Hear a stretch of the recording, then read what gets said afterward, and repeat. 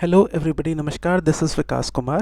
Welcome to our channel, The Ethical Bureaucrat. Through this video, we are going to complete the entire Science and Technology module of PT365. Now in this video, we are going to cover alternative energy, defense, very important, and फिर कुछ miscellaneous topics. And इससे हमारा Science Technology जो है PT365 complete हो जाएगा. Right? So let's continue with the next chapter, alternative energy. तो सबसे पहले अल्टरनेटिव एनर्जी होता क्या है? It refer to energy sources that are not derived from traditional fossil fuels like coal, oil and natural gas. तो उस तरीके के एनर्जी सोर्स जो कि नहीं डेराइव किए गए हैं ट्रेडिशनल फॉसिल फ्यूल से, उसको हम लोग अल्टरनेटिव एनर्जी कहेंगे। जैसे solar energy, wind energy, hydro power, geothermal, biomass, nuclear energy. ठीक है ना। सबसे पहले न्यूक्लियर एनर्जी हमारा टॉपिक है 7.1। तो एक न्यूक्लियर एनर्जी के बारे में थोड़ा बेसिक कॉन्सेप्ट अगर देख लेते हैं तो सबसे पहले न्यूक्लियर फ्यूजन क्या होता है? So fusion is combining two light atomic nuclei to form a heavier nucleus, जबकि फ्यूजन क्या है? Splitting of heavy atomic nucleus into two smaller nuclei. तो फ्यूजन में क्या हो रहा है? टूट रहा है, जबकि फ्यूजन में क्या हो रहा है? कॉम्बिनेशन है, कंबाइन कर रहा है, ऐड कर रहा है। ठीक है, फ्यूजन में ये दोनों कंबाइन कर गया, फ्यूजन में टूट गया। ठीक है, एकदम सिंपल रखते हैं। एनर्जी रिलीज के रेस्पेक्ट में अगर देखें comparison nuclear fusion and nuclear fission के रेस्पेक्ट में, nuclear fusion and nuclear fission के बीच में, तो in fusion releases more energy than fission and fission में लेस एनर्जी रिलीज होता है इन कंपैरिजन टू फ्यूजन। तो क्या क्या ध्यान रखना है? न्यूक्लियर फ्यूजन में कॉम्बिनेशन, कंबाइन हो रहा है, फ्यूजन में टूट रहा है। फ्यूजन में ज्यादा एनर्जी रिलीज हो रहा है in comparison to fusion, and fusion में कम एनर्जी रिलीज हो रहा है। अब किस प्रकार के फ्यूल्स यूज्ड हो रहे हैं? तो फ्यूजन में लाइट आइसोटोप्स यूज होते हैं, जैसे कि हाइड्रोजन, ड्यूटेरियम एंड ट्राइटियम। देखो, ड्यूटेरियम, ट्राइटियम दोनों को कंबाइन किया गया, कंबाइन हुआ फ्यूजन में, जबकि फ्यूजन में हेवी आइसोटोप्स यूज होते हैं लाइक यूरेनियम 235 और प्लूटोनियम 239। तो ये जो यूरेनियम 235 है वो टूट रहा है। समझ में आ गया? अच्छा, बाई प्रोडक्ट मतलब कोई एक आप रिएक्शन करवाओ तो आपको जो चाहिए वो तो आपको मिल गया, बट इसके साथ साथ कुछ एक्स्ट्रा भी मिलता है, उसको बाई प्रोडक्ट कहा जाता है, जो आपको नहीं चाहिए था। समझ में आ रहा है? आपका पर्पस क्या था कि इसको रिएक्शन करा देंगे, ये हमको मिल जाएगा, लेकिन साथ में तो कुछ और मिलेगा, तो जो कुछ और मिलेगा उसको बाई प्रोडक्ट कहा जाता है। तो फ्यूजन के रेस्पेक्ट में बाई प्रोडक्ट क्या है? तो fusion produces helium and some neutron, जो कि लेस हार्मफुल है, जबकि फ्यूजन जो है it produces radioactive waste and it needs long term storage. Chain reaction, fusion do not require a chain reaction, जबकि fusion requires a controlled chain reaction for sustained energy. कैसा condition चाहिए? Condition required क्या है? तो fusion में it needs extremely high temperature, millions of degree and pressure, जबकि fusion में it operates at relatively lower temperature and pressure. Occurrence का बात करेंगे तो फ्यूजन में it happens naturally in stars, example sun में फ्यूजन होता है, जबकि फ्यूजन का बात करेंगे तो it does not occur naturally on earth, it needs reactor. फिर यहाँ नेट एनर्जी गेन के बारे में लिखा हुआ है। So this is important for making fusion commercially viable, meaning the energy produced must be greater than energy consumed, है ना, कि इतना एनर्जी कंज्यूम हो रहा है तो हमको जो एनर्जी प्रोड्यूस मिल रहा है ना, जो एनर्जी प्रोड्यूस हो रहा है वो ज्यादा है। समझ में आ गया? तो आप जब ऐसा होगा तब आप क्या कहोगे कि नेट एनर्जी गेन हुआ है। समझ में आया? सो फ्यूजन जैसे कि स्टार्स वगैरह में होता है, it releases more energy, cleaner है, हाई टेम्परेचर इसको चाहिए, जबकि फ्यूजन जो कि न्यूक्लियर पावर प्लांट में होता है, it produces radioactive waste but works at lower temperature and it can be controlled. Right? ठीक है, क्या करेगा एग्जाम में ये करेगा कि न्यूक्लियर फ्यूजन के कुछ पॉइंट्स को फ्यूजन में डाल देगा, फ्यूजन के कुछ पॉइंट्स को फ्यूजन में डाल देगा, एंड आपको बोलेगा कि अब बताओ कौन सा स्टेटमेंट सही है, गलत है।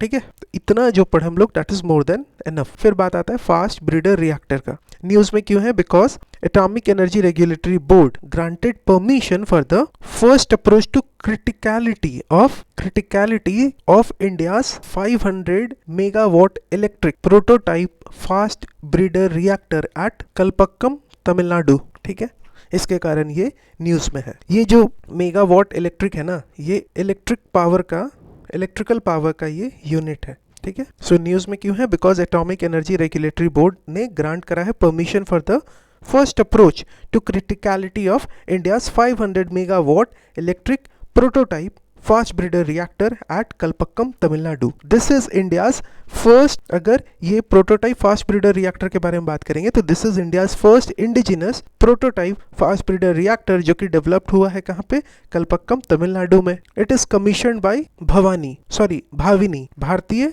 नाविकीय विद्युत निगम limited. This is a government company under the administrative control of Department of atomic energy.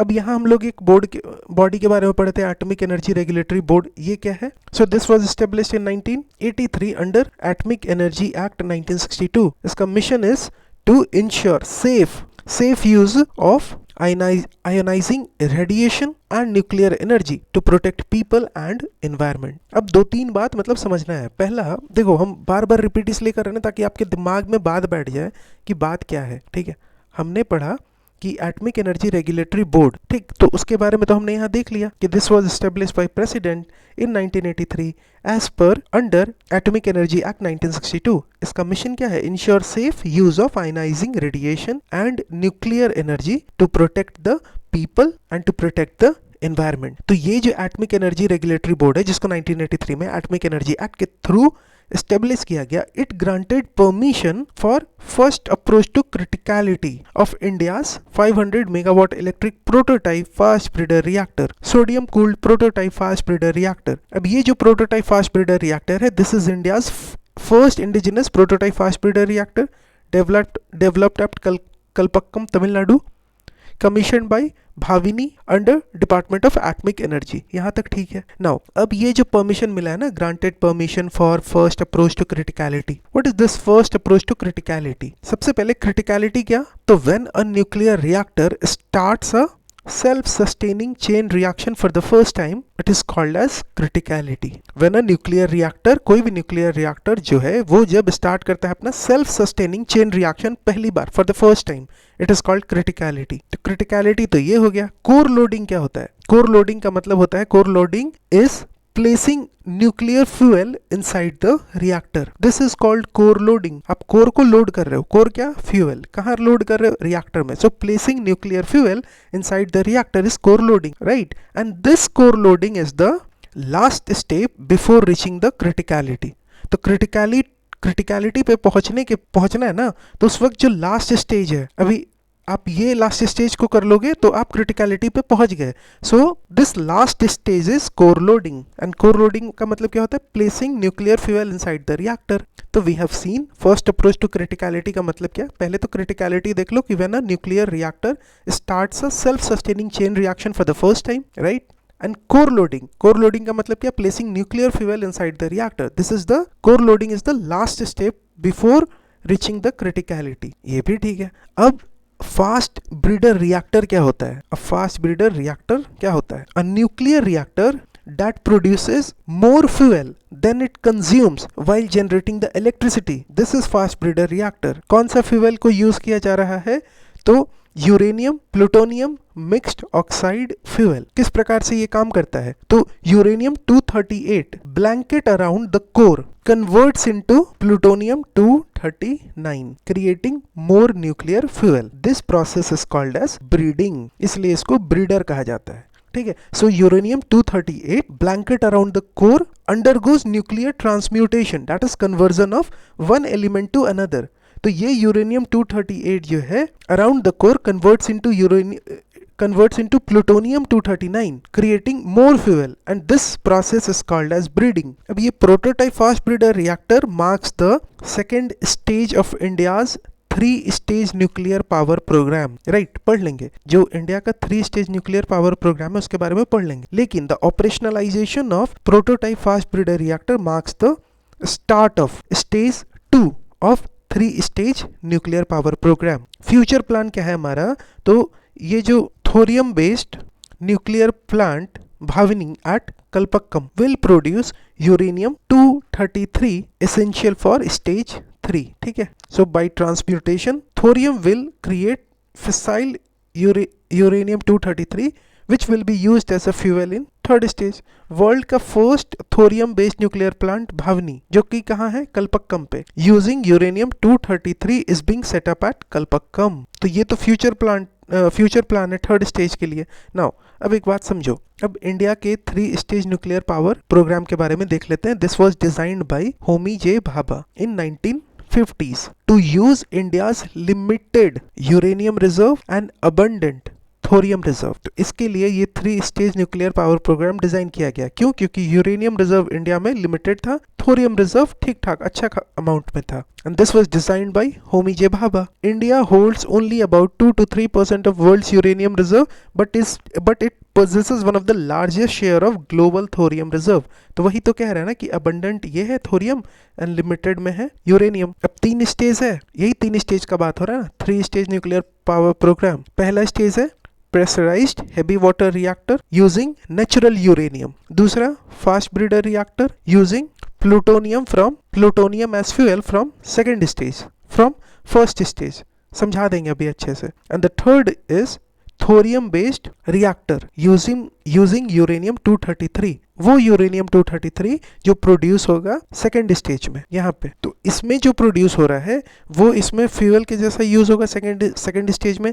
Second stage में जो प्रोड्यूस हो रहा है वो थर्ड स्टेज में फ्यूल के जैसा यूज होगा। ठीक है, अब देखो समझते हैं। सबसे पहले स्टेज 1 का अगर बात करते हैं तो pressurised heavy water reactor. Fuel कौन सा है? Natural uranium, 0.7% uranium 235 and 99.3% uranium 238। तो uranium 235 undergo fission releasing energy and uranium 238 gets converted into plutonium 239। This plutonium 239 is used in stage 2। stage 2 जो है ये फास्ट ब्रीडर रिएक्टर। फ्यूल कौन सा use हो रहा है? तो mixed oxide of plutonium 239 and uranium 238। क्या हो रहा है? ये जो प्लूटोनियम 239 है, it undergo fission producing more energy and extra plutonium 239। अब जब हमारे पास मतलब इनफ अमाउंट में प्लूटोनियम 239 अवेलेबल हो जाएगा, तब फिर इसमें हम लोग थोरियम को इंट्रोड्यूस करेंगे। Thorium 232 is introduced when sufficient inventory of plutonium 239 is built up। फिर स्टेज 3 का बात आता है। This is advanced heavy water reactor। यहाँ कौन कौन सा फ्यूल यूज हो रहा है?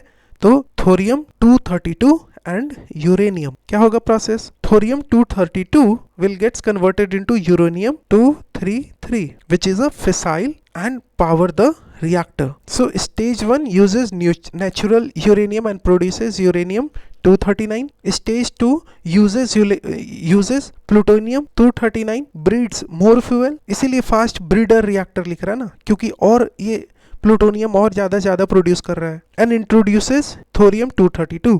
स्टेज 3 क्या कर रहा है? तो it uses uranium 232 which gets converted into uranium 233 for sustainable nuclear energy, right? This strategy helped India reduce the uranium dependency and harness its vast thorium reserves। and क्यों thorium मतलब क्यों चाहिए? Because India has only, we have already seen, 2 to 3% of world's uranium reserve but 25% of world's thorium reserve। thorium deposits आपको कहाँ मिलेंगे? Kerala, Tamil Nadu, Orissa, Andhra Pradesh, waste Bengal, Jharkhand etcetera. अब यहाँ nuclear power plants के नाम कुछ दिए हुए हैं, आप एक बार देख लेना इसको खुद से। कौन सा न्यूक्लियर पावर प्लांट कहाँ पे है, कौन से राज्य में है, इतना देख लेना। अब रिलेटेड न्यूज यहाँ क्या कह रहा है? Kakrapar nuclear power plant unit 4 700 megawatt electric of Kakrapar nuclear power plant now fully operational at full capacity। it uses pressurized heavy water reactor। Fuel कौन सा यूज हो रहा है? तो नेचुरल यूरेनियम। एंड मॉडरेटर कौन सा यूज हो रहा है? तो हेवी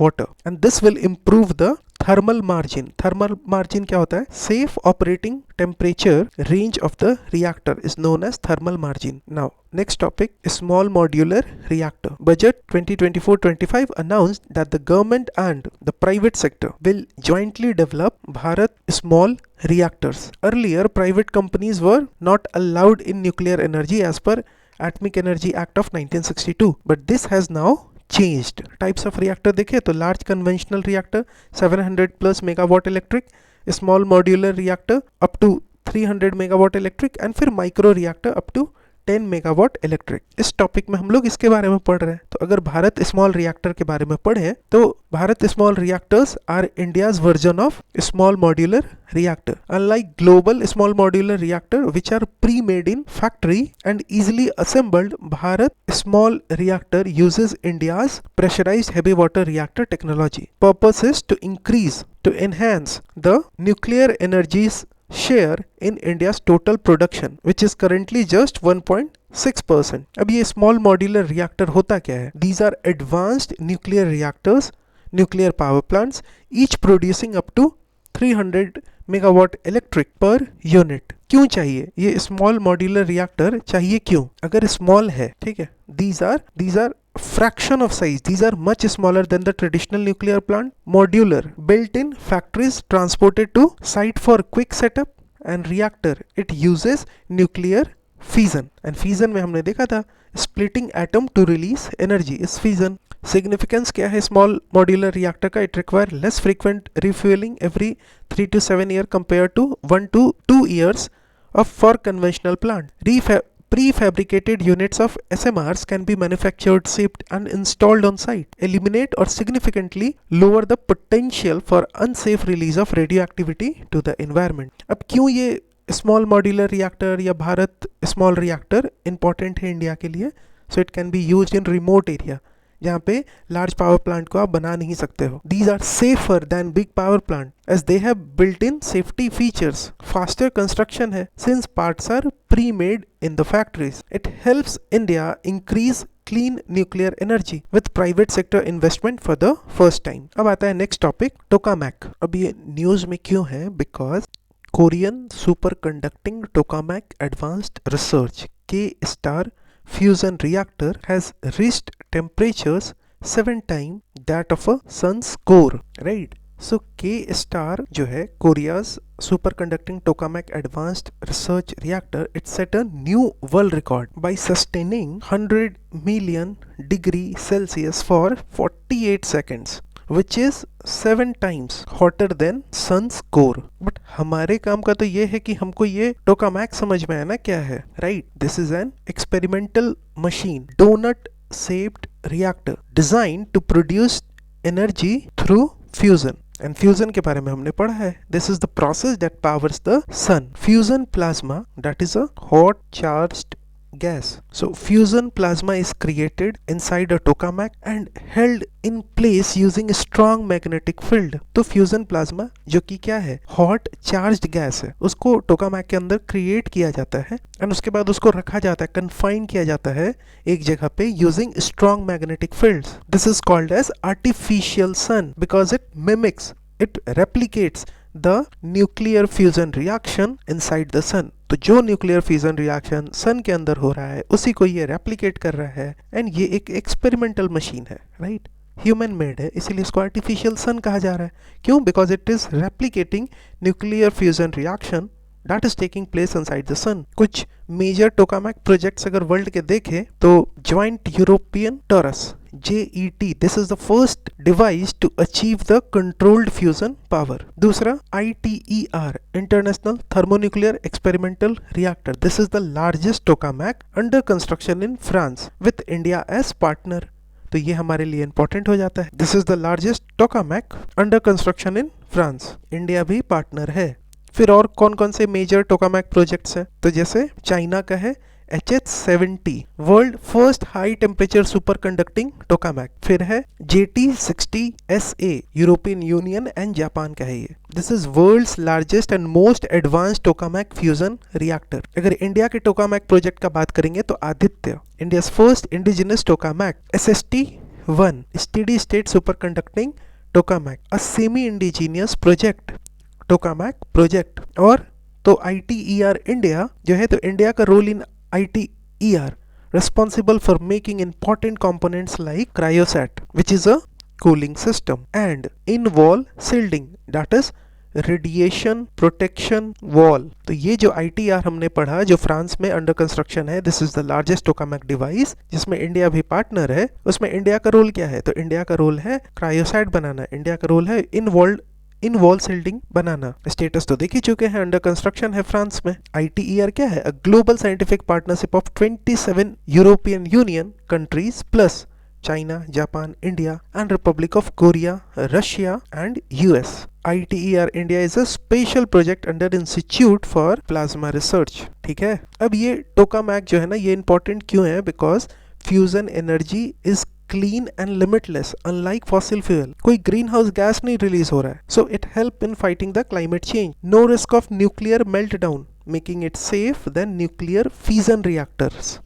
समझ में आया? अब कुछ रिलेटेड डेवलपमेंट्स देख लेते हैं, जैसे कि thorium molten salt nuclear plant. News में क्यों है? Because China will launch the world's first thorium molten salt nuclear power plant in Gobi desert by 2025। कौन लॉन्च कर रहा है? China. What is this thorium molten salt nuclear plant? So it uses thorium instead of uranium as a fuel and there is no need of water cooling.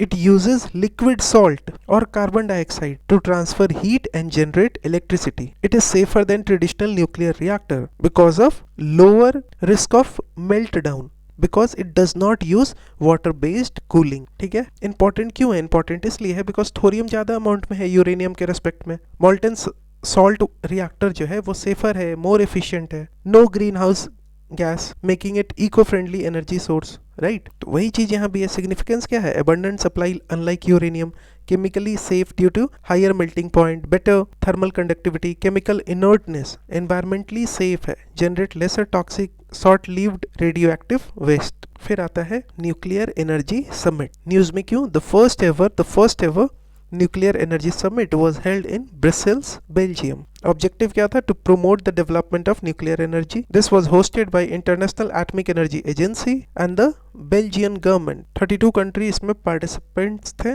मतलब participate किए थे, including India.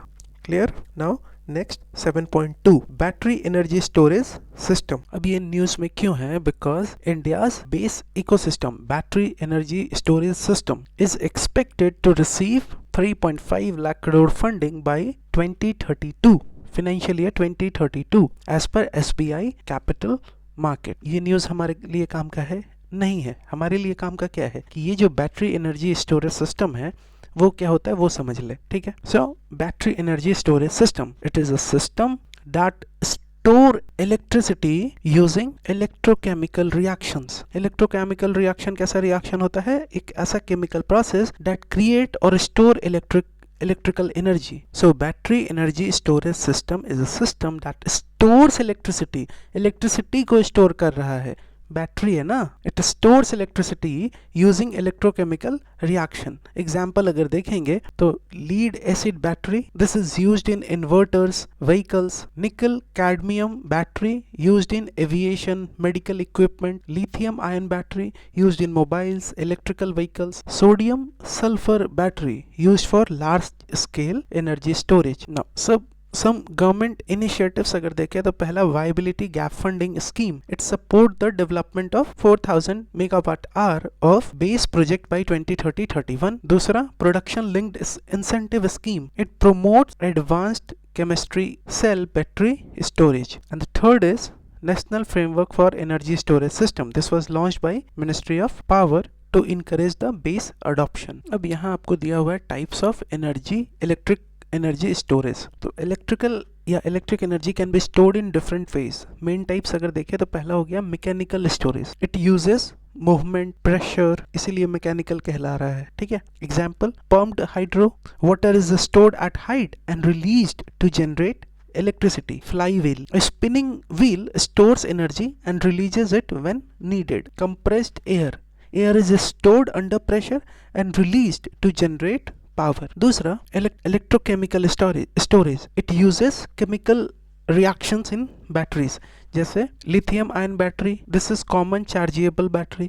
lead acid, nickel cadmium battery, these are older types of rechargeable battery। फिर हो गया आपको sodium sulfur battery, these are high temperature battery for large scale storage। फिर flow battery uses liquid chemical for energy storage। फिर third देखें तो electrical storage, it store energy as electricity और magnetism, जैसे double layer capacitor stores energy quickly and releases it fast. दूसरा superconducting magnetic energy storage, it uses strong magnets to store energy. फिर आपको chemical storage दिखेगा. It uses chemical processes जैसे hydrogen fuel cell. Hydrogen is stored and later converted into electricity. फिर thermal storage, it uses heat, sensible heat storage. It stores heat in materials like water or rocks for later use.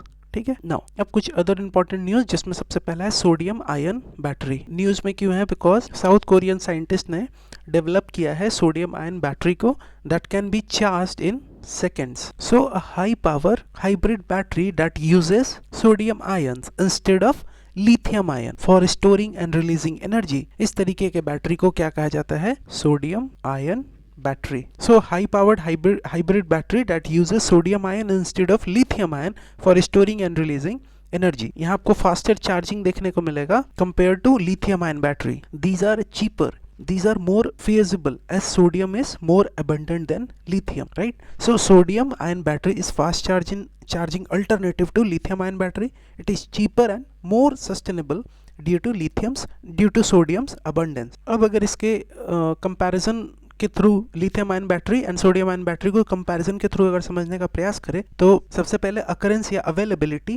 So sodium is 500 to 1000 times more abundant than lithium, जबकि lithium जो है वो limited है in few countries. Charging time sodium ion जो है, sodium ion battery वो बहुत जल्दी फास्ट होता है, चार्ज होता है, चार्जेस फास्टर, जबकि लिथियम आयन बैटरी जो है वो उसका स्लो चार्जिंग रेट है. सेफ्टी के रेस्पेक्ट में देखेंगे तो सोडियम आयन बैटरी वो सेफर है, that is it does not easily catch fire और एक्सप्लोड, जबकि लिथियम आयन बैटरी वो लेस सेफ है. It can catch fire, it can explode. Operation and use या टेम्परेचर टॉलरेंस अगर देखें तो it works in the higher temperature range, that is extreme temperature. कौन? Sodium ion battery.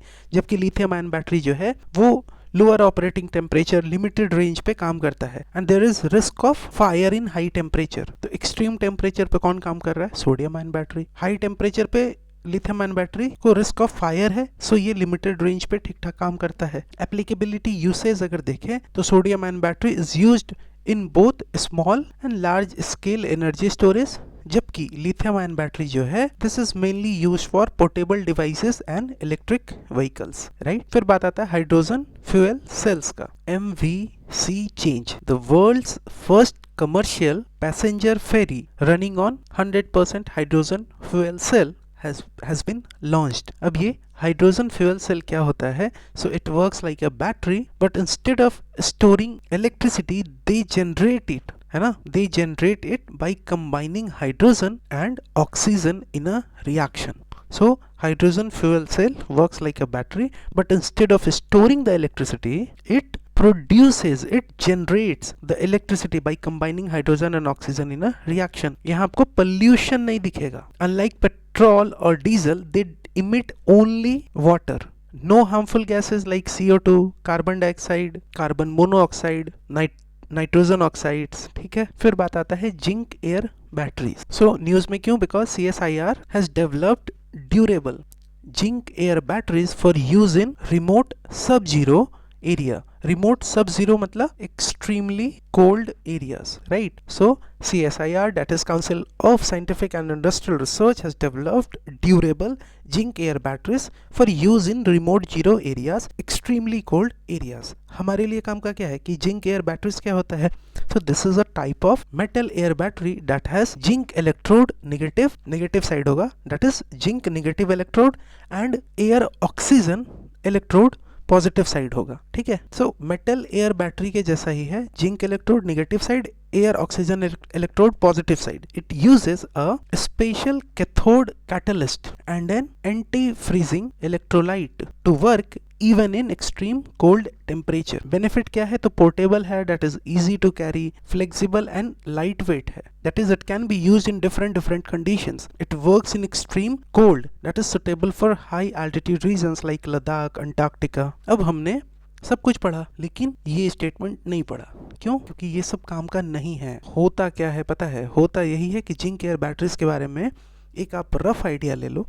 हम लोग करते क्या है ना, हम लोग जबरदस्ती मैगजीन में यही सब चीज़ों पे फोकस करते हैं एंड उससे होगा कुछ नहीं, उससे बस आपका समय बर्बाद होगा। मेरे लिए सिंपल है, हम एक लाइन में पढ़ के इसको निकल जाए, लेकिन जरूरी है ही नहीं ना, यही चीज़ तो समझना है। एंड ये आप समझोगे कब, जब आप प्रीवियस ईयर क्वेश्चन के वीडियो को देखोगे। एंड मैंने साइंस टेक के सारे प्रीवियस ईयर क्वेश्चन के जो वीडियोस थे अलग अलग 3-4 पार्ट्स में, उसको मैंने मर्ज करके एक ही वीडियो डाल दिया है, राइट। तो एक बार बैठ के पूरा रिवाइज कर लीजिए, इससे बेस्ट वीडियो और क्या होगा। आपको पता तो चलेगा कम से कम कि एग्जैक्ट क्वेश्चन क्या पूछ रहा है। फिर बात आता है triboelectric nano generator technology, TENG technology. So news में क्यों है, because IIT Indore has developed footwear for military personnel that generates electricity while walking using TENG technology, using triboelectric nano generator technology। ठीक है, तो IIT इंदौर ने एक ऐसा footwear develop किया है मिलिट्री पर्सोनल के लिए जो कि चलने से इलेक्ट्रिसिटी जनरेट करेगा। एंड ये उन्होंने किया है TENG टेक्नोलॉजी को यूज करके। अब ये TENG टेक्नोलॉजी क्या होता है, तो it converts walking energy, that is walking मतलब क्या, मैकेनिकल एनर्जी ना, तो it converts walking energy or mechanical energy into electricity, into electrical energy using triboelectric effect। अब ये triboelectric effect क्या होता है, तो triboelectric effect में इलेक्ट्रिक चार्ज जो है वो जनरेट करता है, कैसे, due to friction, due to rubbing of material, समझे, तभी तो वॉकिंग से क्या हो रहा है, इलेक्ट्रिसिटी जनरेट हो रहा है ट्रिबो इलेक्ट्रिक इफेक्ट के मदद से। ट्रिबो इलेक्ट्रिक इफेक्ट क्या है, तो electric charge is generated due to friction, right. अब होगा क्या, ऐसे समझो, वॉकिंग क्रिएट्स फ्रिक्शन, हमें पता है ना, हमें ट्रिबो इलेक्ट्रिक इफेक्ट क्या होता है, ट्रिबो इलेक्ट्रिक इफेक्ट की इलेक्ट्रिक चार्ज आपको जनरेट हो रहा है, किससे जनरेट हो रहा है, इलेक्ट्रिक चार्ज फ्रिक्शन से। तो इसका मतलब है कि वॉकिंग से भी फ्रिक्शन हो रहा है एंड फ्रिक्शन से फिर इलेक्ट्रिक चार्ज आ रहा है। तो एक बार पढ़ लेते हैं कि किस प्रकार से ये टेक्नोलॉजी काम करता है। तो walking create friction and friction generate the electric charge. अब this charge is stored in embedded device. अब this charge is stored in embedded device मतलब स्टोर कर दिया गया है यहाँ पे। अब this stored energy can power small devices जैसे वियरेबल गैजेट्स, जैसे कि आपके smart watch, fitness band, IoT devices जैसे smart sensor tracking system, medical devices जैसे हियरिंग एड्स, पेस मेकर, समझ में आया। So wearable device, IoT devices, medical devices बहुत सारी जगह पे यूज हो सकता है, ठीक है। This is triboelectric nano generator technology. यहाँ हमारा अल्टरनेटिव एनर्जी वाला चैप्टर खत्म होता है। Now next chapter is defence. सबसे पहला topic cruise and ballistic missile. तो डिफरेंस के थ्रू इसको समझने का प्रयास करते हैं। क्रूज मिसाइल के अगर बारे में देखें, so this cruise missile is powered by jet engines, right, and it flies at a low altitude with in the earth atmosphere. इसके टाइप्स अगर देखें तो एक हो गया आपको सबसोनिक, जहाँ पे स्पीड जो है it is about 0.8 Mach. Supersonic cruise missile speed 2 to 3 Mach होगा, एंड हाइपरसोनिक क्रूज मिसाइल जिसका स्पीड 5 मैक से ज्यादा होगा।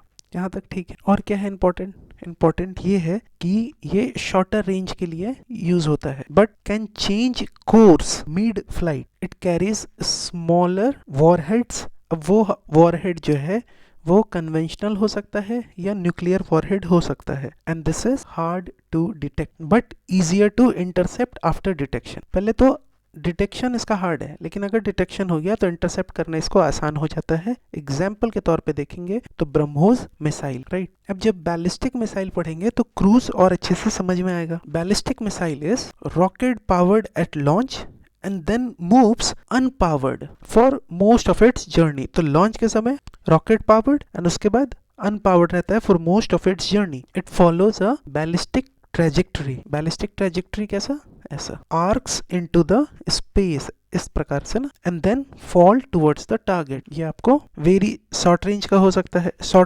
सकता है, that is less than 1000 kilometre से लेके ICBM भी हो सकता है, इंटरकॉन्टिनेंटल बैलिस्टिक मिसाइल, जो कि 5500 किलोमीटर से भी ज्यादा का रेंज है। This is easier to detect. Cruise में क्या पढ़ा था हमने, hard to detect, easier to detect but hard to intercept due to high speed. Example Prithvi Agni missiles. Range के बारे में बात करेंगे तो लॉन्गर रेंज है क्रूज मिसाइल के रेस्पेक्ट में, क्रूज मिसाइल का शॉर्टर रेंज है। Higher top speeds. Ballistic missile carries larger payload including multiple warheads, जबकि क्रूज जो है वो स्मॉलर पेलोड को, वॉरहेड को कैरी करता है। ठीक है, now this is the diagram for ballistic and cruise missile. Ballistic ये हो गया, ये टारगेट था। क्रूज मिसाइल ये हुआ। ठीक है, तो क्रूज मिसाइल जो है, यहाँ देख लीजिए, cruise missile fly low and steady while ballistic missile follow an upward arc before hitting the target. Cruise missiles are hard to detect while ballistic missiles are harder to intercept. Cruise missile shorter range, smaller payload, जबकि ballistic missile longer range, larger payload. अब बात आता है अग्नि prime का। News में क्यों है द अग्नि prime, that is the new generation ballistic missile. तो सबसे पहले तो यही ध्यान रखना है कि अग्नि प्राइम क्या है, बैलिस्टिक मिसाइल है। यही बेसिक मतलब चीजों से क्वेश्चन बनाएगा, बहुत टफ नहीं करेगा। सो अग्नि prime, the new generation ballistic missile was successfully flight tested and the test was conducted by Strategic Forces Command and DRDO from Dr. APJ Abdul Kalam Island. ये जो Strategic Force Command है ना, this is responsible for management and administration of country's tactical and strategic nuclear weapons stockpile. अग्नि prime के बारे में अगर बात करें तो अग्नि prime is a nuclear capable ballistic missile, advanced variant of Agni series. It is a surface to surface missile using solid propellant. This is a two-stage canisterized. This is a two-stage canisterized missile. उससे होगा क्या, उससे होगा ये easier storage, quick launch. Range क्या है, 1000 से 2000 kilometre. And this Agni Prime is lighter than all earlier Agni series of missiles. This is guided by INS, Inertial Navigation System. ये क्या है, Inertial Navigation System क्या है? This is an electronic system to track the movement. ठीक है, an electronic system that detect that measure changes in the motion of an object. This is first of the new generation of missile after the end of integrated guided missile development program. integrated guided missile development program के बारे में बात करेंगे तो it was launched in 1983 with the aim to make India self-reliant, self sufficient in missile technology. अब इस programme के तहत कौन कौन से मिसाइल डेवलप किए गए, तो पृथ्वी, अग्नि, त्रिशूल, आकाश एंड नाग, पट ना। ठीक है, Prithvi, Agni, Trishul, Akash, Nag. This Prithvi is a short range surface to surface ballistic missile. Agni intermediate range ballistic missile. Agni 5 का रेंज क्या है, over 5000 kilometre. Trishul, this is a short range surface to surface air missile. Akash, medium range surface to air missile. Nag, third rank anti tank missile. Akash है ना, तो surface से air, आकाश की तरफ। त्रिशूल क्या है, त्रिशूल भी सरफेस टू एयर, लेकिन त्रिशूल शॉर्ट रेंज, आकाश मीडियम रेंज। ठीक है, नाउ अब कुछ अदर मिसाइल्स जो कि न्यूज में थे वो जल्दी जल्दी हम लोग देख लेते हैं। तो सबसे पहले ब्रह्मोस मिसाइल जो है, ये इंडिया रशिया ज्वाइंट वेंचर के थ्रू इसको डेवलप किया गया है। Right, this is a two stage supersonic cruise missile. तो ये ध्यान रखना है, ब्रह्मोस मिसाइल पे क्वेश्चन आया एक बार प्रीवियस ईयर क्वेश्चन में, लेकिन ब्रह्मोस मिसाइल क्या है, क्रूज मिसाइल। एग्जाम में लिखा हुआ था बैलिस्टिक मिसाइल। बस यहीं पे तो मतलब थोड़ा थोड़ा जो बेसिक वाला पॉइंट है ना,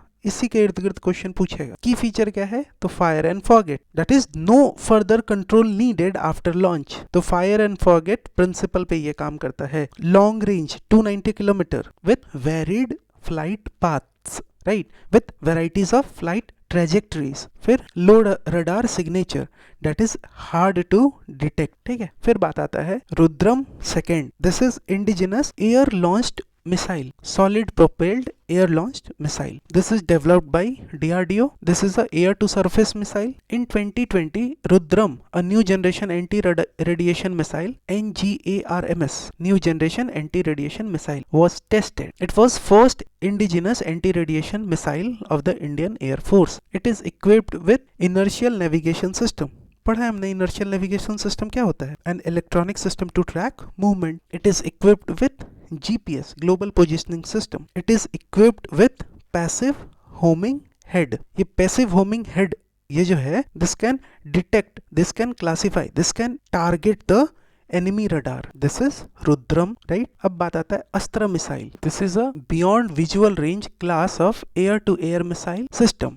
This is designed to be mounted on fighter aircraft. This is air-to-air missile. This is developed by DRDO and Bharat Dynamics Limited. Range क्या है, 80 to 110 kilometer. This is designed for fighter aircraft. This can engage, this can destroy the highly maneuvering supersonic aircraft. ठीक है, तो ब्रह्मोस के बारे में क्या पढ़ा? Supersonic cruise missile 290 kilometre range, fire and forget, low radar detection. Rudram second के बारे में क्या पढ़ा? Indigenous air to surface anti radiation missile, it target enemy radars. Astra के बारे में क्या पढ़ा? Beyond visual range air to air missile, it target supersonic aircraft. फिर बात आता है India's ballistic missile defence program. अब ये न्यूज में क्यों है? Because DRDO, that is defence research and development organisation, successfully tested phase 2 of India's ballistic missile defense system. This is a system designed to destroy the enemy missile before they hit their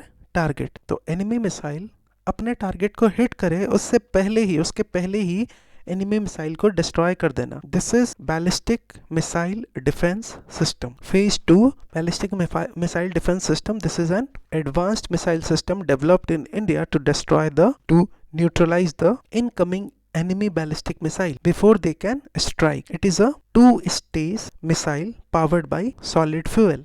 It is launched from the ground and can hit the enemy missile at high altitude between lower space region, that is between lower space region and upper atmosphere. What is this ballistic missile defense system? So ballistic missile defense system is a defensive shield that protect against aerial attacks by stopping the enemy missile before they reach their target. It can defend against threats like drones, fighter jets, cruise missile, ballistic missile. अब example of other missile defense system worldwide अगर देखें तो पहला है THAAD USA का. This is a high altitude missile defense system. फिर है Iron Dome. This is of Israel, a system designed to shoot down short range rocket. फिर है Patriot USA का, a system that intercept enemy aircraft and missiles. फिर है S4 Triumph Russia, an advanced air defense system that can target aircraft and missiles. अब India का BMD programme अगर देखें, India का ballistic missile defence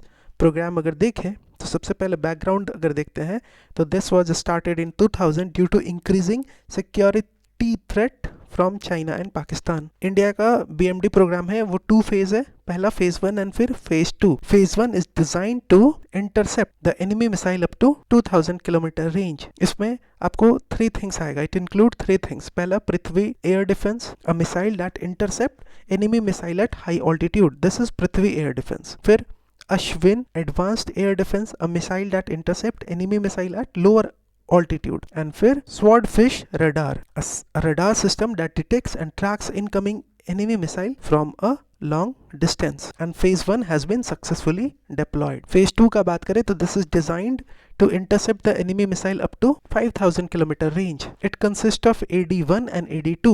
AD1, this is an interceptor missile that can destroy the enemy missile and aircraft in both lower space and upper atmosphere.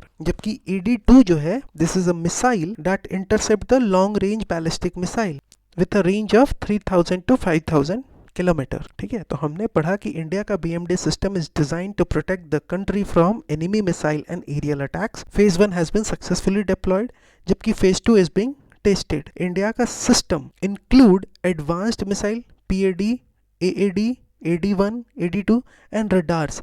Radars कौन सा? Swordfish पढ़ा हमने, for trekking and interceptions. उसके बाद हमने USA, Israel, Russia के भी similar defence system को देखा. राइट, अब बात आता है अदर एयर डिफेंस सिस्टम जो न्यूज में है. जैसे सबसे पहला very short range air defence system, VS होराट्स या जो भी है ये very short range air defence system. This is N indigenously made portable air defence system. Right, man portable air defense system. This is designed to neutralize the aerial threats जैसे कि drone, helicopter, low flying aircraft at short distances, at short ranges. It works using dual thrust solid motor. This is a 2-phase engine that gives a strong push to the missile and it employs dual thrust solid motor, वो हमने देख लिया, and uncooled imaging infrared seeker. This is a sensor that detects heat from enemy targets without requiring cooling. उसके बाद आता है आकाश तीर system. This is an advanced air defense control and reporting system that is a system that detects and tracks the enemy aircraft and missile. It protects against aerial threats including missiles and rocket attacks. This is developed by Bharat Electronics Limited. This is a government-owned company that makes defense electronics. फिर Sea Dome Defense System, a naval version of Iron Dome air defense system. It provides protection against the ballistic missile, aerial threats, surface to surface threats. Iron Dome is designed to intercept various aerial threats. Clear है? Now next is directed energy weapons. News में क्यों है? Because India is making major investments in development of directed energy weapons. क्या होता है ये directed energy weapon? अगर simple भाषा में समझे तो these are the weapons that use energy instead of bullets or missile to attack the targets. ठीक, डायरेक्टेड एनर्जी वेपन के बारे में थोड़ा डिटेल में यहाँ देखते हैं. देखो ये है क्या? These are advanced weapon that use the concentrated energy instead of physical force to damage, disable or destroy the enemy target. And for this they rely on the electromagnetic waves to attack. They rely on particle technology, particle beams to attack. Electromagnetic wave क्या होता है? वो wave जिसको communication radar में use करते हैं.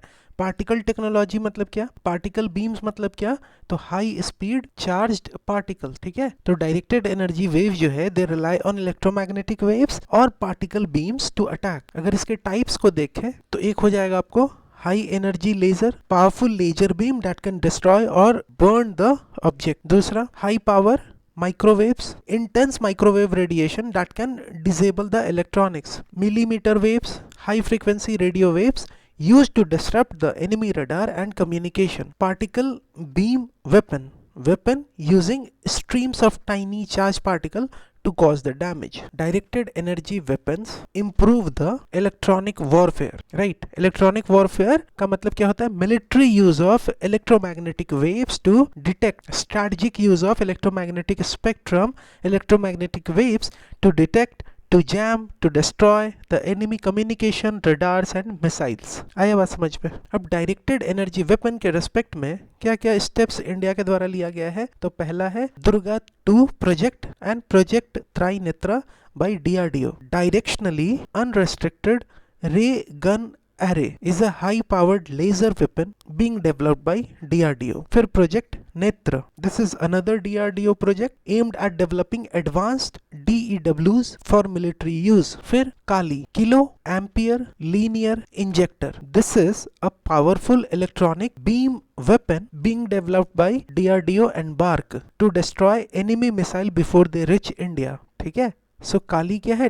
It is a linear electron accelerator that is a powerful electron beam weapon. अब India का इलेक्ट्रॉनिक वॉरफेयर सिस्टम अगर देखें तो पहला है शक्ति EW system. It defends the Indian Navy from enemy radars and missiles by jamming their signal. So it provide an electronic layer of defense against modern radar and anti-ship missiles. दूसरा integrated electronic warfare system. This is designed for land warfare in different terrains जैसे कि desert, mountains, flatlands, plains, semi-desert region. Other EW system अगर देखें तो him शक्ति IEWS. This is for mountainous region. समयुक्त. This is used for large scale electronic jamming. ठीक है, अब इतना सारा कुछ पढ़ लिए. अब डायरेक्टेड एनर्जी वेपन का एप्लीकेशन क्या होगा? Military defence to intercept, destroy incoming missile, neutralize drone, law enforcement, example microwaves or laser for crowd control or border security, space operation, protect satellite from debris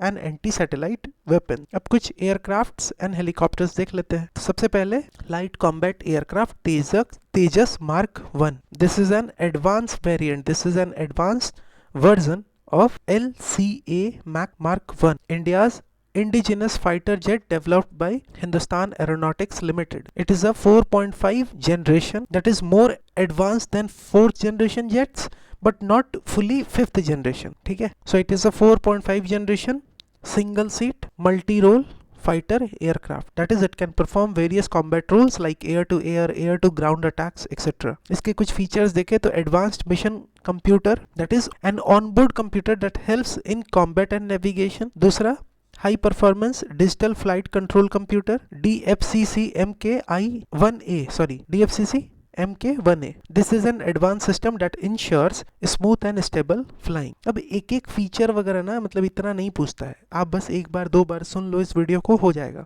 फिर बात आता है light combat helicopter. India's first multi role combat helicopter designed and made by Hindustan aeronautics limited HAL. This is capable of firing air to ground, that is it attacks the ground target, and air to air missile, that is target the enemy aircraft. It possesses stealth characteristics, that is it is designed to reduce the radar detection, robust armor protection, that is resistant to bullet and damage, night attack capability, that is it can operate effectively at night, it can operate at high altitude and carry out precision strikes at high altitude जैसे कि Siachen glacier. ठीक है, now submarine and ships. देखो सबसे पहले S4, this is India's fourth nuclear powered ballistic missile submarine, मतलब ऐसा submarine that is capable of carrying the nuclear missile. Currently India has two operational SSBN, INS Arihant and INS Arighaat. The third SSBN Arindam S4 is under sea trial.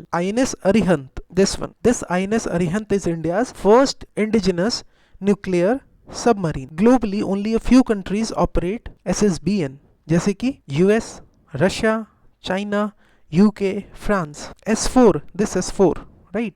अरिधमान, Arindam नहीं था, ये अरिधमान था, right? This S4 is equipped with K4 ballistic missile with a range of 3500 kilometre. K4 ballistic missile का मतलब क्या है? एक ऐसा long range missile that can carry the nuclear war heads. फिर बात आता है INS किल्तान का या किल्टन का। This is an anti submarine warfare corvette, a small warship designed to fight the enemy submarine. This is developed under Project 28, P28. Ships under this project are called Kamorta class ships. अब इस class में और कौन कौन से ships हैं?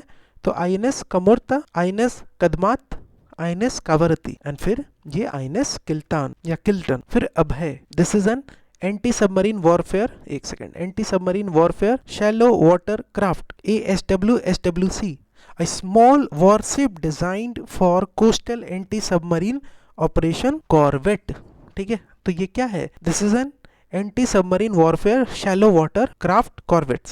This is designed for anti-submarine operations in coastal water. Also used for low intensity maritime operations, जिसको LEMO कहा जा रहा है, low intensity maritime operation, and mine laying activities, that is deploying underwater explosives, उसके लिए भी इसको यूज किया जा सकता है। ठीक है, जल्दी से अगर तीनों रिवाइज करते हैं तो S4 is India's nuclear powered submarine capable of launching ballistic missile. INS Kiltan जो है this is a modern anti submarine warfare corvette project under project 28, and Abhay जो है this is an coastal warship design for anti submarine and mine laying operation. Clear है? Now अब आता है drone 8.6। सबसे पहला MQ-9B drones. This is long endurance unmanned aerial vehicle. Long endurance मतलब क्या? It can operate for long time. Unmanned aerial vehicles मतलब drone that operate without a pilot inside. ठीक है? This is used for surveillance, that is monitoring. It can be used for reconnaissance, that is gathering the intelligence. It is used for precision strike missions. It can fly over horizon, that is beyond visible range, using satellite for up to 40 hours. It is capable of striking targets on land, at sea, in the air. Two types है इसके, two variants है। पहला Sky Guardian and दूसरा sea guardian. This sea guardian is design for maritime operation, that is naval use, right? फिर आता है Nagastra 1। This is India's first indigenous loitering munition, that is suicidal attack drone. This can destroy the enemy target in kamikaze mode, that is self-destructing attack, using GPS enabled precision strike, highly accurate targeting within 2 meters. ये जो term है kamikaze, it comes from World War II, जहाँ पे Japanese pilot conducted suicidal crash on enemy ships. इसके कुछ unique features है, जैसे abort, cancel attack if needed, recover, reuse the drone if attack is not executed, reuse, enabled by parachute recovery mechanism. ठीक है, these are facilitated by a parachute recovery mechanism. फिर बात आता है Hermes 900. This is a next generation multi-role drone, medium altitude long range UAV, male UAV, unmanned aerial system. Feature क्या है? Over the horizon capability है, that is it operate beyond visible range, persistent multi mission है, that is it is used for multiple task continuously. इसको Drishti ten drone भी कहा जाता है। फिर FWD-200B, ये क्या है? तो this is India's first indigenous bomber unmanned aerial vehicle. It is equipped with it comes with optical surveillance payload, camera, sensor for monitoring, and is integrated with missile like weapons for precision air strikes। ठीक है, अब कुछ other important news, जैसे सबसे पहला है सेबेक्स 2। This is a newly certified explosive by Indian navy, one of the most powerful non-nuclear explosive in the world, made from high melting explosives. It is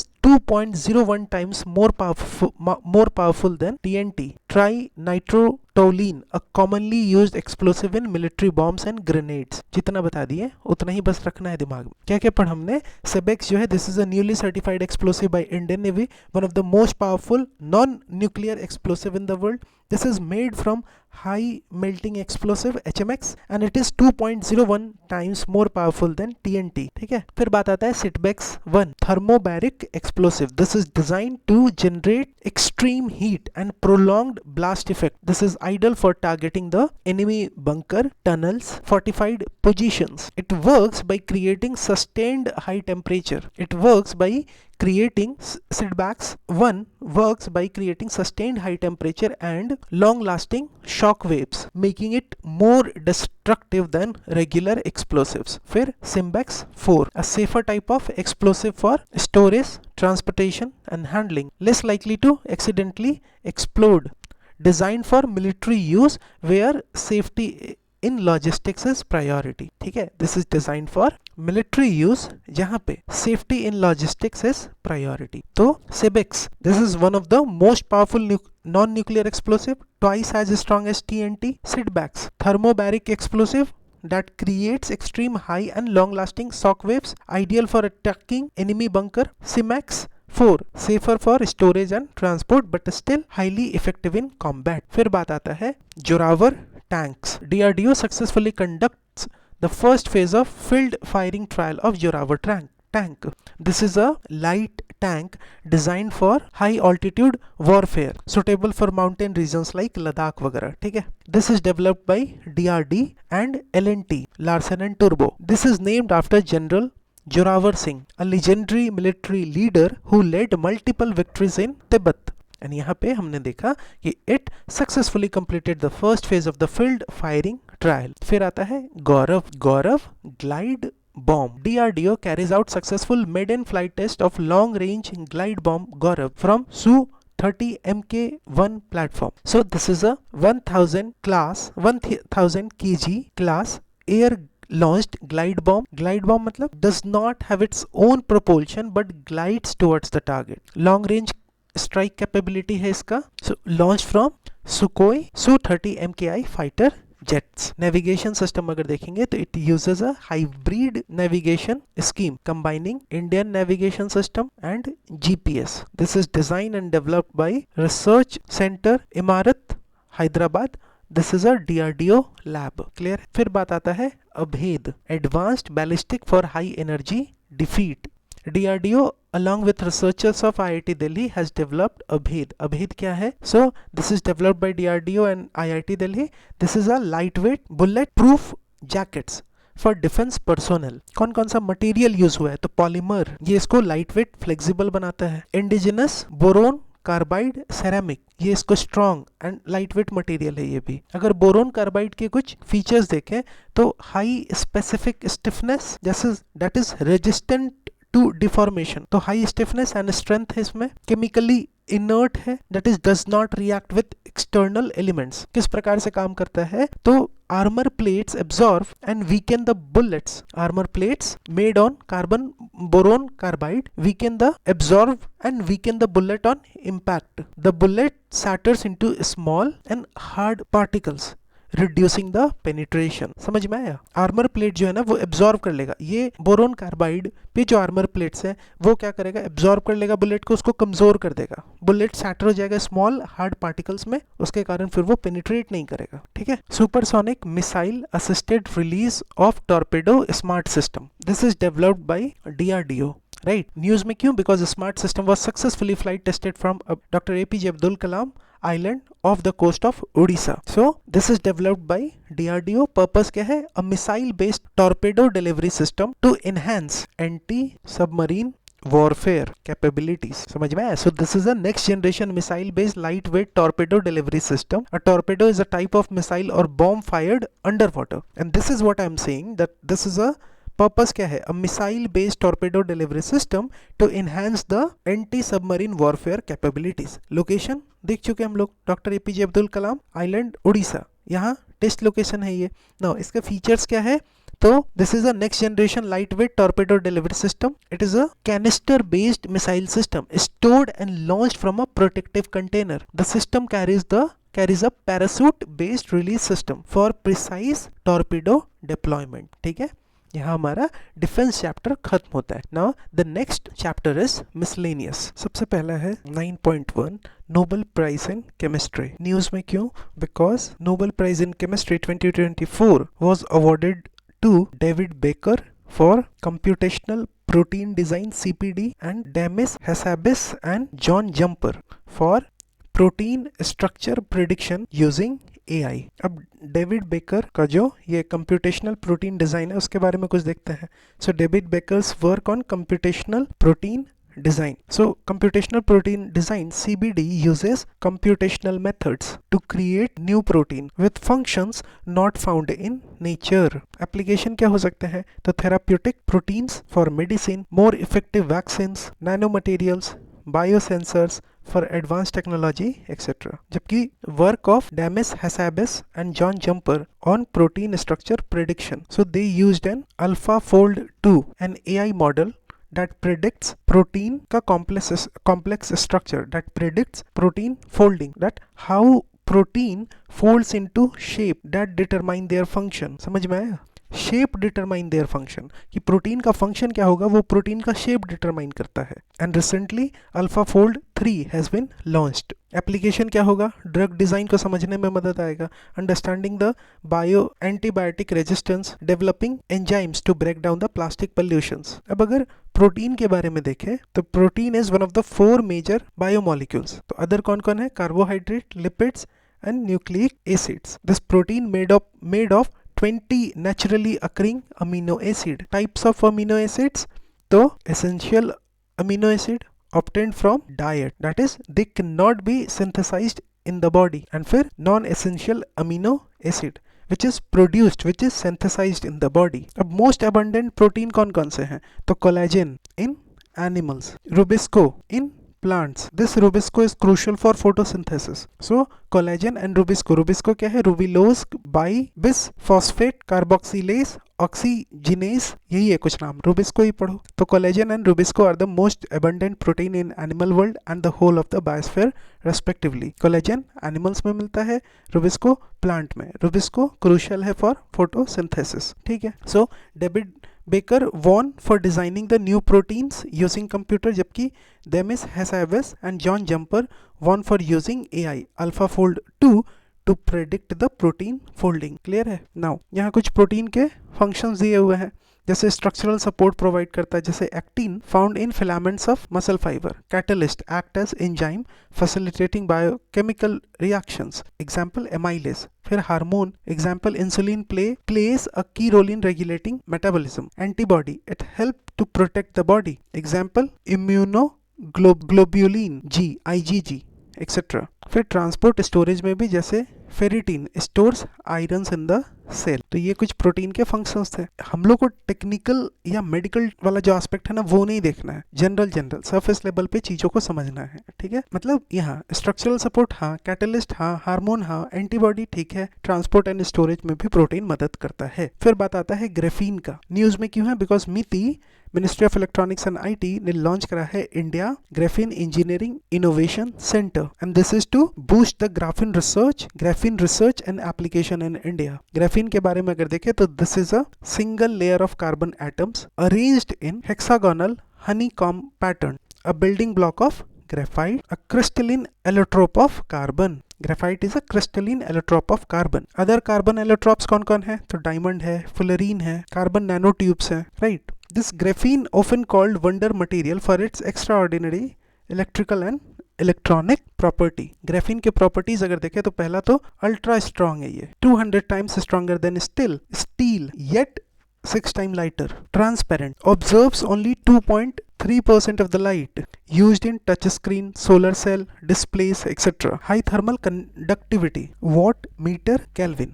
So 5000 by watt, 5000 watt per meter per Kelvin at room temperature. That is excellent heat conductor. Impermeable. That is even hydrogen and helium cannot pass through it. Quantum properties. Used in metrology, quantum computing, advanced electronics, etc. अब potential application क्या क्या है electronic industry में? हाँ, graphene based semiconductors हैं, water filtration technology में graphene नैनोपोरस membrane है, biomedical graphene oxide suitable for medical applications such as biosensors etc. Defense and security, promising material for armor and ballistic protection, energy storage, batteries and super capacitors.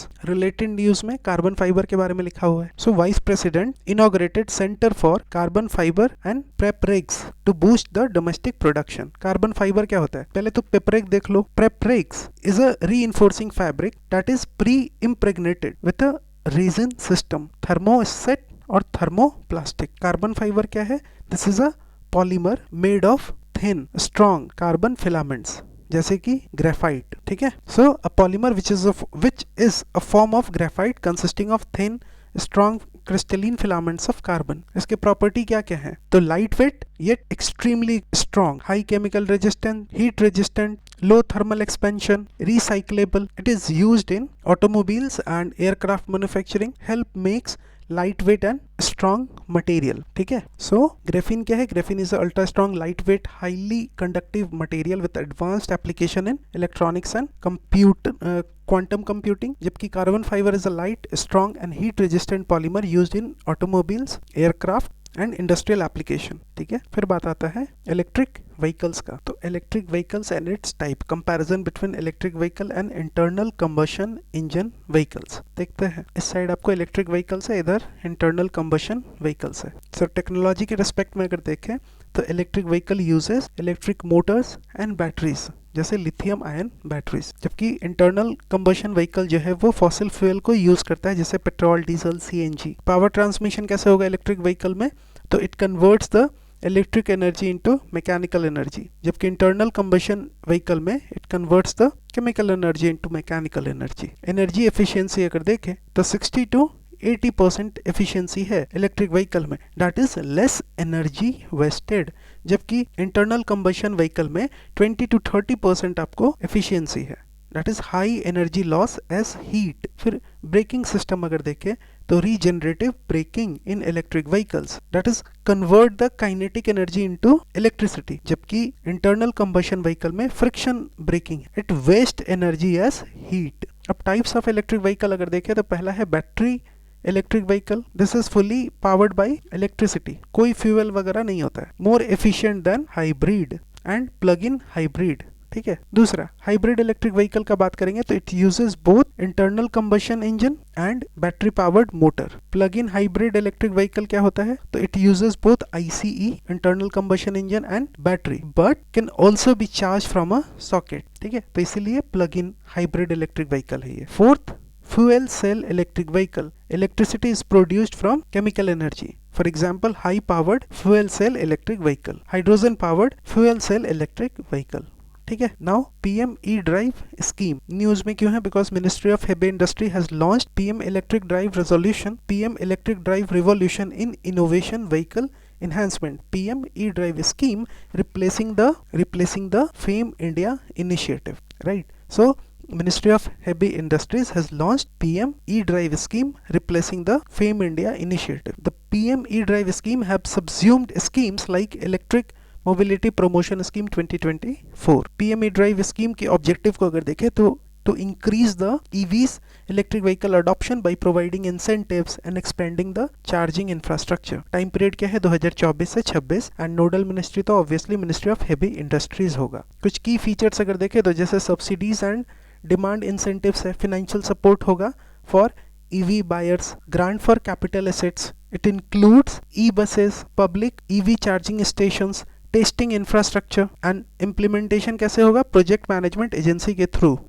The project management agency will provide the secretarial, managerial and implementation support, technical support। फिर phased manufacturing program, EV manufacturers and charging infrastructure provider must follow the PMP to receive the benefits। कुछ other आपको EV promotion initiative हैं जैसे GST reduction on EV lowered from 12 to 5%, technology platform for electric mobility TPEM by Ministry of Science and Technology।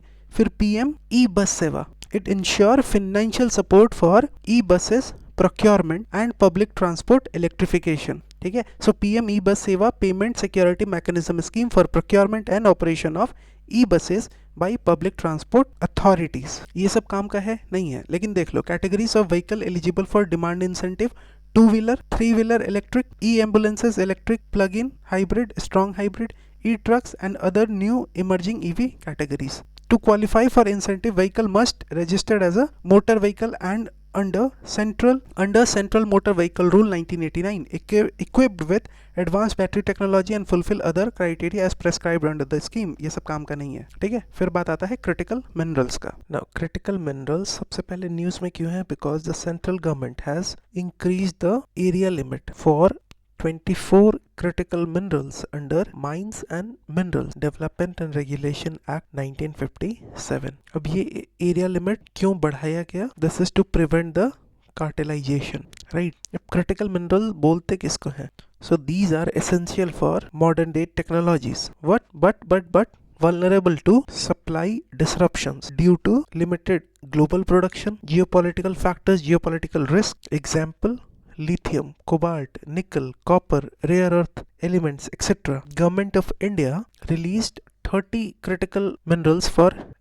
a list of 30 critical minerals for India। एक बार नाम पढ़ लेते हैं, सुन लो, जैसे antimony, beryllium, bismuth, cobalt, copper, gallium, germanium, graphite, hafnium, indium, lithium, molybdenum, niobium, nickel, PZE, phosphorus, potash, REE, rhenium, silicon, strontium, tantalum, tellurium, tin, titanium, tungsten, vanadium, zirconium, selenium, cadmium। Now India के initiative for critical mineral तो सबसे पहला है Khanij Videsh India limited KABIL, acquire the oversea mineral assets।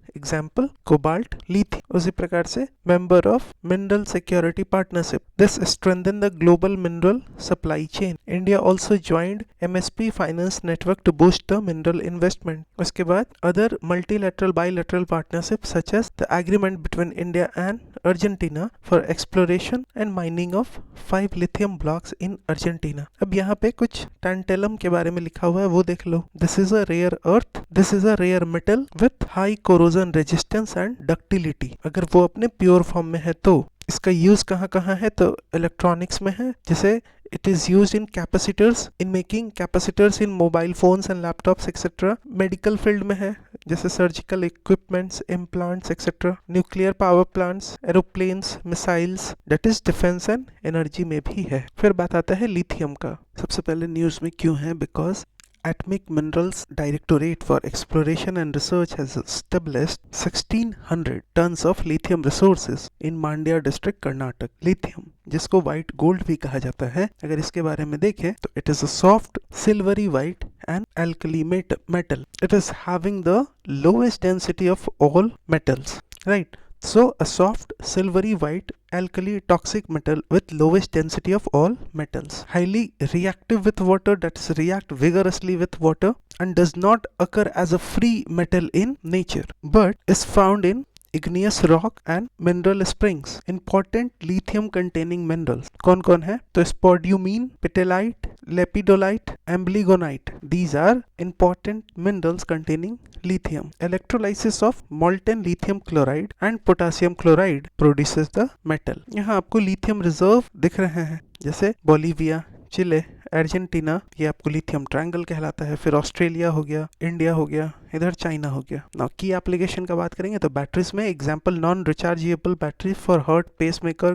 Clocks. Alloy में alloyed with aluminium and magnesium to improve the strength and reduce weight. Example armor plating, aircraft, etc. Third is industrial use, used in air conditioning, industrial dyeing system and glass ceramics. फिर electronic toll collection. सबसे पहले news में क्यों है? Because ministry of road transport and highways has notified the national highways fees amendment rule 2024 for implementing GNSS based ETC electronic toll collection under National Highway Act 1956। अब सबसे पहले ये देख लो, global navigation satellite system based electronic toll collection is intended to replace the FASTag eventually, right? अब GNSS based ETC के बारे में अगर बात करें तो it uses satellite based tracking to monitor vehicle movement. Toll deducted based on distance traveled, unlike FASTag which charges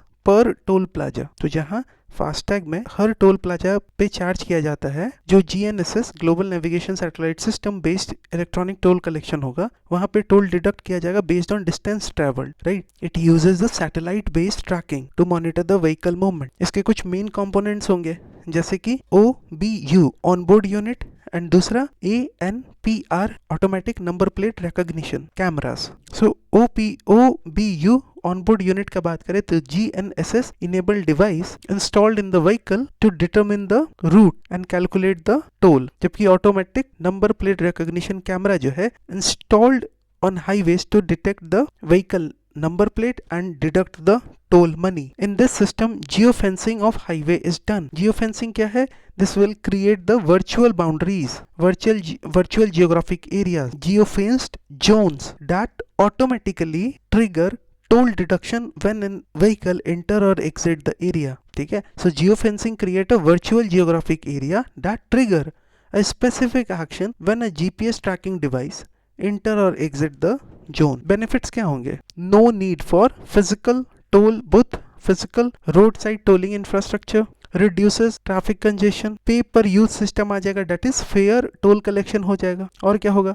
better monitoring होगा, better transparency हो जाएगा। ठीक है, क्लियर है? अब एक बार समझने का प्रयास करते हैं। हालांकि इतना काम का नहीं है, जितना पढ़ लिया उतना हो सफिशिएंट, लेकिन किस प्रकार से ये GNSS बेस्ड ETC काम करता है वो एक बार देखते हैं। तो सबसे पहले GNSS global navigation satellite system, it will track the vehicle movement. ये हो गया व्हीकल आपका। So this GNSS track vehicle movement and location in real time using satellites. ठीक है, तो ये आपका सैटेलाइट हो गया, ये GNSS हो गया, उसके मदद से ये व्हीकल के मूवमेंट को ट्रैक कर रहा है। अब इस व्हीकल में आपको क्या होगा? OBU होगा एंड एक स्मार्ट कार्ड होगा। ठीक, so this OBU is installed in the vehicle containing a GNSS receiver and a smart card for storing toll data. GNSS system determine the route and the distance traveled. फिर क्या होगा? फिर ये toll data upload होगा and transmission होगा।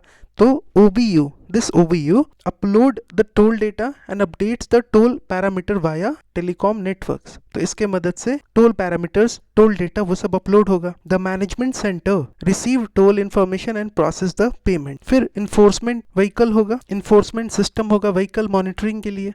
सो automatic enforcement vehicle and road side unit वो verify करेगा toll payment को, and vehicles avoiding the toll receive a notice for enforcement. फिर clearing centre and payment processing, the clearing centre ensure smooth toll transaction and detects the violations. ठीक है, now comparison अगर देखते हैं, इधर आपको GNSS बेस्ड ETC एंड इधर FASTag है। सबसे पहले टेक्नोलॉजी देखेंगे तो it uses satellite based imaging and ANPR automatic number plate recognition को यूज करता है ये, जबकि फास्टैग जो है इस पे क्वेश्चन पूछा है, ये RFID को यूज करता है, रेडियो फ्रीक्वेंसी आइडेंटिफिकेशन को। अब व्हीकल जो है आपका, उसमें कौन कौन से इक्विपमेंट चाहिए? तो अगर GNSS बेस्ड ETC है तो उसमें OBU with GNSS connectivity, onboard unit with GNSS connectivity, जबकि फास्टैग में क्या चाहिए? It require FASTag that is RFID tag affixed on the windscreen. Toll calculation कैसे? तो GNSS बेस्ड ETC जो है यहाँ real time vehicle movement data के बेसिस पे टोल कलेक्शन होगा। पे for the exact distance travelled, जबकि यहाँ आपको फिक्स रेट है based on entry and exit the toll plaza, उसके बेसिस पे मतलब यहाँ पे चार्ज किया जाता है। फास्टैग वगैरह तो मतलब मैक्सिमम लोग यूज करते हैं, आपको पता ही होगा, ठीक है। फिर बात आता है एटम्स फॉर फूड। सबसे पहले न्यूज में क्यों है, because Bhabha atomic research centre participated in international atomic energy agency scientific forum atoms for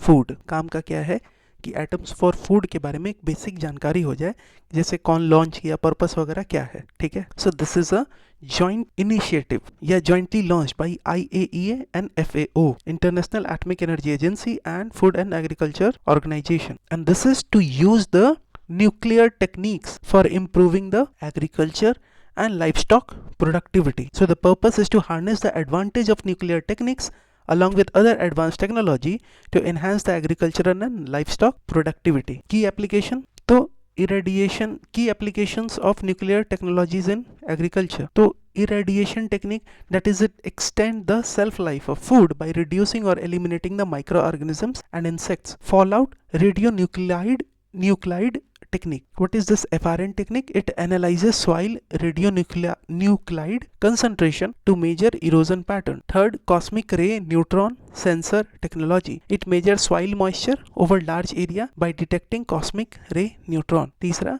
radio immunoassay technology. It detects the hormone level in animals, enabling precise timing for artificial insemination. फिर sterile insect technique, control pest by releasing sterilized insects to mate with wild population. And फिर other technologies जैसे nitrogen 15 to measure nitrogen fixation in roots. तो ये कुछ की application है nuclear technologies के। ये मान लो अगर पूछना है तो ये हो सकता है मेंस वगैरह में पूछ ले, राइट, मतलब अगर बहुत क्वेश्चन टफ बनाना है तो, नहीं तो बस आप एटम्स फॉर फूड किसका इनिशिएटिव एंड पर्पस क्या है बस इतना ध्यान रख लो। अब other important news and development, तो सबसे पहले Kavach. Indian railway is rolling out tenders to equip 10,000 locomotives with Kavach 4.0 for enhanced rail safety। तो अब ये कवच है क्या? This is an advanced electronic safety system with safety integrity level 4 standard। तो error probability of just 1 in 10,000 years। This is developed by RDSO, that is Research Design and standards organisation. इसके की feature की benefit क्या है? तो पहला centralised live monitoring, that is real time tracking of train movements. दूसरा prevention of signal passing at danger, that is it stop the train from crossing red signals। automatic braking system, it prevents the overspeeding and potential collision। communication based system है, it uses radio frequency to transmit the data, to transmit the safety data। तो ये कुछ features हैं कवच के। सो मिला जुला के बाद बस क्या है, आपको इतना ध्यान रख लेना है कि कवच is an indigenously developed automatic train protection system that enhances the rail safety, prevents accident and ensure efficient train operation, right। फिर बात आता है 3D hologram technology का। न्यूज में क्यों है? Because Japan has introduced new yen bank notes embedded with packed with 3D hologram technology to prevent the counterfeiting। holograms intricate pattern and property make them difficult to duplicate completely। hologram technology क्या है? This is a photographic pattern that produces 3D images, that produces three-dimensional images when illuminated by coherent light। Hologram change appearance depending on viewing angle, showing different images and color। जब आप अलग अलग angle पे देखोगे, हम लोग hologram वगैरह देखे हैं ना बचपन में भी, मतलब खेले हैं थोड़ा बहुत, आपको ध्यान आ रहा होगा क्या है। जब आप कोई अलग एंगल पे देखते हो तो आपको अलग कुछ फोटो दिखता है, अलग कलर दिखता है, ध्यान आ रहा है। वर्किंग प्रिंसिपल क्या है? So it is based on principle of interference, that is overlapping of light waves and diffraction, that is bending of light waves, ठीक है। फिर बात आता है लिक्विड नाइट्रोजन।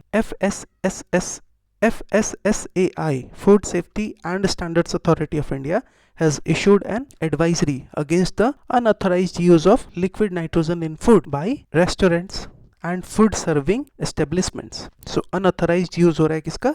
लिक्विड नाइट्रोजन का फूड में। तो लिक्विड नाइट्रोजन क्या होता है? An extremely cold inert cryogenic fluid with temperature of -196 degree Celsius. It is colourless, odourless, right. Use क्या है? तो फ्रीजिंग एजेंट के रूप में, that is for instant cooling in culinary applications। Propellant and packaging gas के रूप में to preserve the food. Foaming agent के रूप में इसको यूज किया जाता है for creating food textures. Health effects क्या है एंड FSSAI का कंसर्न क्या है? तो severe burn, frost bites due to extremely low temperature, asphyxiation that is it can displace oxygen causing breathing difficulties, damage to internal organs, internal injuries हो सकता है, if ingested improperly it can damage the internal organ. So as per food safety and standards, food product standards and food additives regulation 2011, nitrogen is permitted as good manufacturing practice additive, but its direct unsafe use